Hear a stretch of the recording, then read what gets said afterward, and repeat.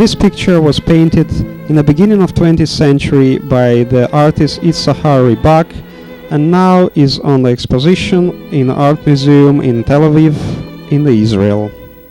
I believe that in this synagogue my grandfather Abram Ber was delivering his prayers. I already do not know where Abram Ber was born. It is only known that he was born somewhere near the city of Vitebsk, and that his mother was deaf and mute. It is already not known whom my grandmother Rochelle was visiting in Dubrovna.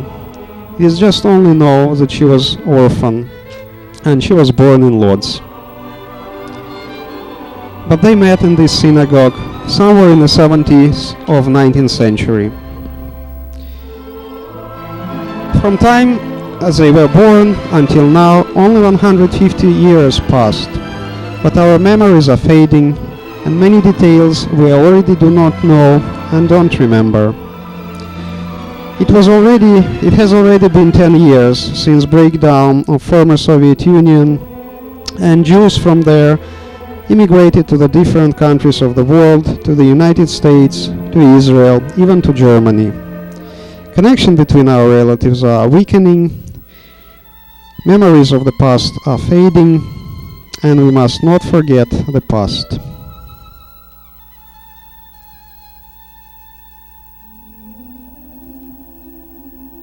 This is our family tree, and we will start from Abram Ber Gudesman Yudman and Rochelle Oz, from the second part of the 19th century and from the time when their children were born here in Dubrovna.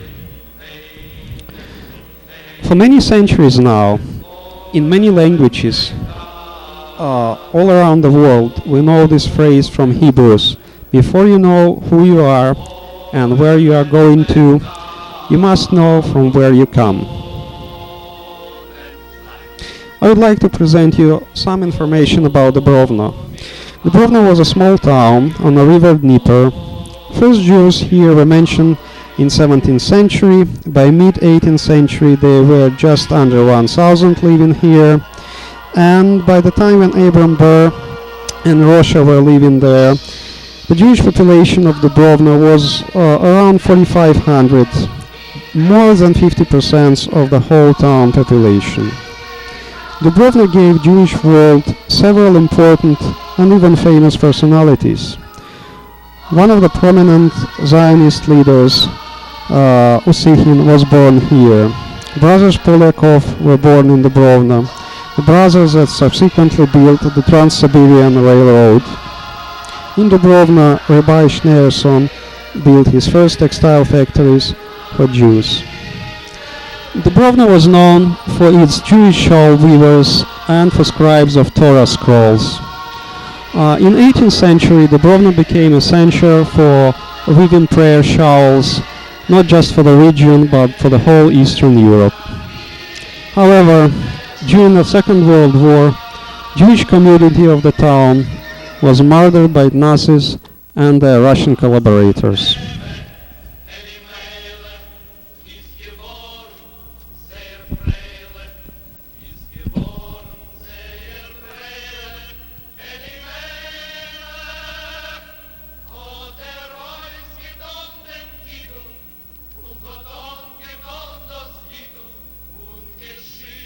Now I would like to show you a map.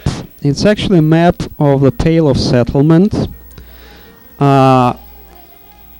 In the upper mid, you would see Vitebsk, which was the capital of the region, and in the right low corner, underlined is Dubrovna. It was the time of Alexander II, the epoch of reform and hopes in Tsarist Russia, for the whole population of Russia and for the Jews particularly. The conditions of the Jewish populations had improved. Jews were allowed to study in some universities. Time of military service was decreased from 25 to 5 years. Jews were allowed to practice as doctors and lawyers. However, hopes were crushed soon, and the hopes and freedoms come to the pogroms. I don't have too many pictures to illustrate this period, so I would like to do it with the pictures with the art of Marc Chagall. He was born in Vitebsk and he loved this place. So on these works of him, you could see these small towns, these small narrow cobblestone or dirt roads, small shops, barber shops. Now on this picture you see the synagogue in Dubrovno, the ones we've seen before on a painting of Itzhak Rybak. It's probably one of the very few real pictures survived from the old Dubrovno. In this synagogue, Abram Ber, my grandfather, met Rocha Los, my grandmother. This is school in Dubrovno.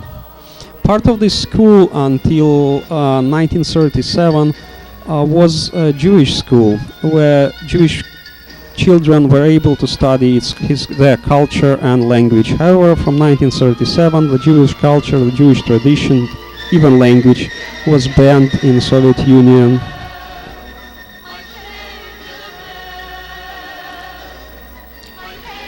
This is overall view of the town of Dubrovno, contemporary view.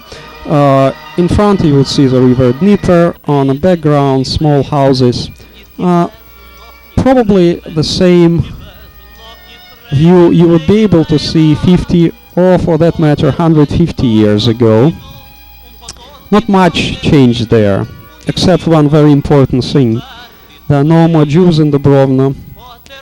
They all were assassinated by Nazis and by local collaborators.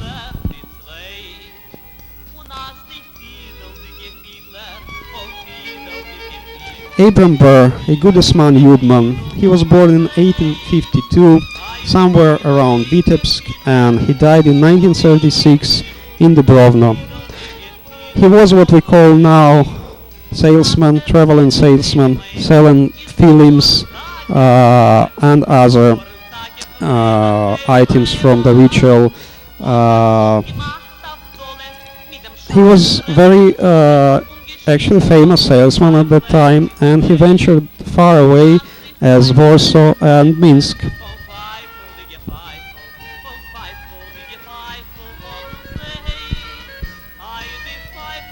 Rocha Los, my grandmother, she was born in 1851 in Lodz, and she died in 1938 in Dubrovno. Abram Ber and Rocha had more than 11 children. However, the first few died very early in their childhood. So we would start with Eshke. Eshke was born in 1878 in Dubrovno and died in 1939 in Dubrovno. You could see Eshke here on this photograph and her daughter Sonia.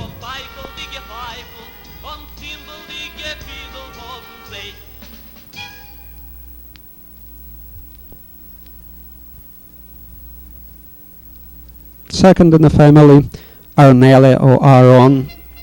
He was born in 1880 in Dubrovno and he died in 1940 in Dubrovno, in Kazan. He was famous road builder, and should he live some years earlier, he probably would join brothers Polyakov. The third one in our family, Nehe. She was born in 1883 in Dubrovno, and she died in 1972 in Zhukovsky, a small city near Moscow. Israel, the first member of our family to immigrate to the United States. He was born in 1885 in Dubrovno, and he died in 1956 in New York.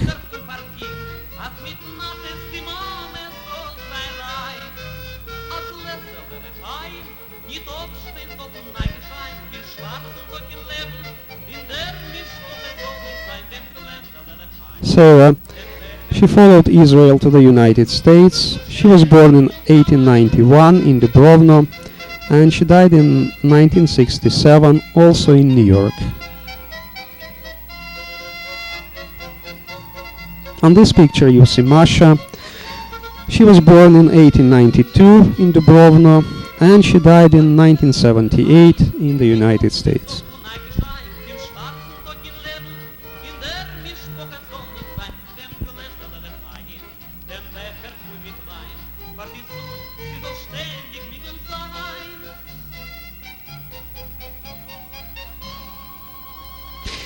My mother Gittel, she was born in 1894 in Dubrovno and she died in 1988 in Minsk. She had a very difficult and hard life, but I think it was fruitful and successful. She was able to raise two sons without husband.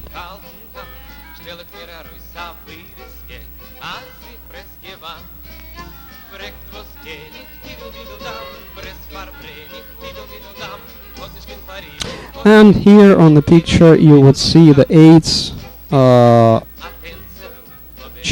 child of Abram Ber and Rocha Los, Yevel. He was born in 1898 in Dubrovno and he died in 1982 in Minsk.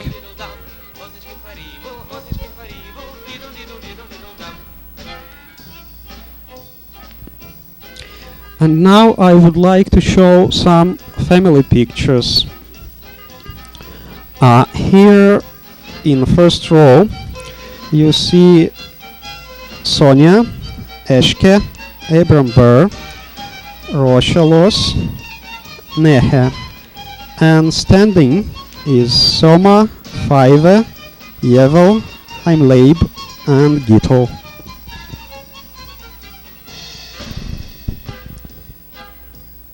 Next picture. In the first row, Mulia and Gittel. Second row, Aaron, Minia, Abram Ber, Rocha, and Faive. And on the third row standing is Haim, Leib, Nehe, and Eshke.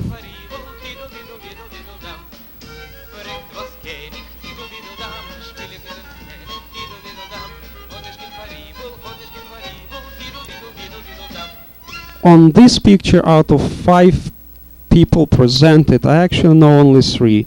Obviously it's Gittel, my mother, sitting in front, then it's Haim Leib seated in the chair, and Nehe.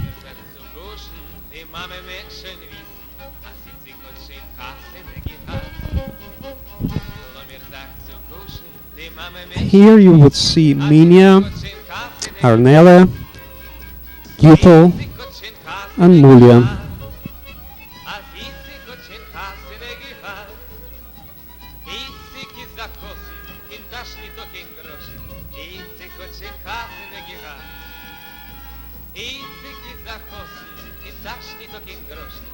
On the following picture you would see the branch of our family that immigrated to the United States.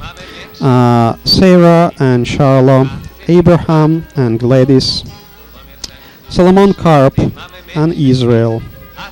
Standing you see Masha, children of Israel, his wife. Now we are finishing this first part of our family story, of our family tree, and in the second parts, and more probably in the third and the following, we will take each branch of our family one by one.